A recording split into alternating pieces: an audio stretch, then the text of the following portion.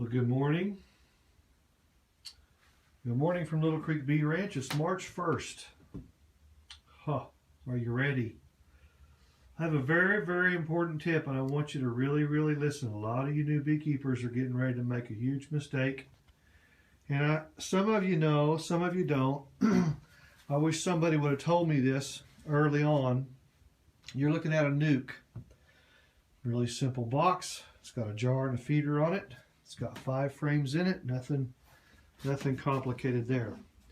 It's March 1st, 2016, and it's kind of cold outside. The other day it was 72.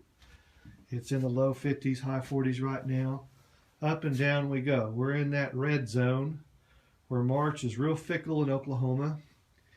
And if you're not careful, you're going to be catching swarms here before long. I've already heard reports of swarm cells being built. So we're on the cusp of swarming season. You're going to catch a swarm. You're going to put them in a box, something like this. And you're going to have brood frames. This is just simple frames. And boy, you're excited. You got you a new set of bees, and then you got some sugar water on there. Yay, hooray. Now these are all, I'm probably going to start off with just foundation frames. Real simple. It's all foundation. Okay, now listen, please. I'm trying to help a lot of people save bees so that you don't end up starting your season off with some dead colonies. This has happened to me before, just not thinking.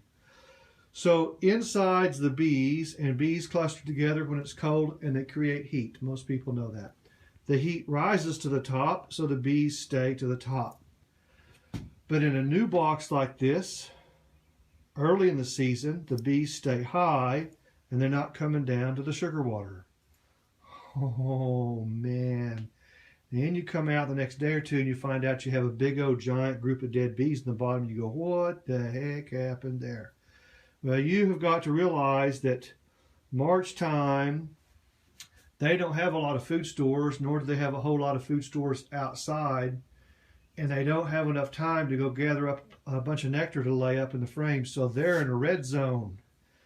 And you're going to have to think extra hard. What I do is I give them the sugar water, but if it's this time of the year, I will also put on a sugar block up here, and then on top of that, I'll put a ring, a spacer, whatever you want to call it. This one's the box rim is a little whopper jawed, but I would still put it on. Put the sugar block in and the lid on and tape the edges, whatever gaps I have, so that the heat is maintained. The bees will be high.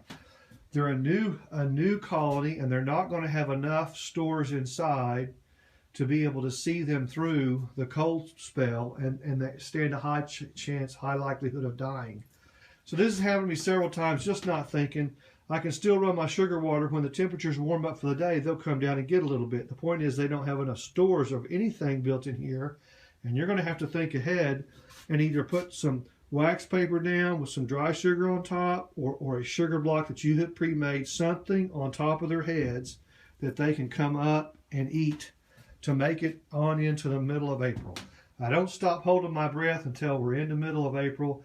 And this is a huge, huge key. You have got to have some extra sugar blocks, some kind of candy, something on the side for just this reason. So any swarms that I catch this month, they're going to get a jar of sugar water for the warmer part of the day, and then they're going to have something up top that they can go up to so that I don't lose them to cold weather.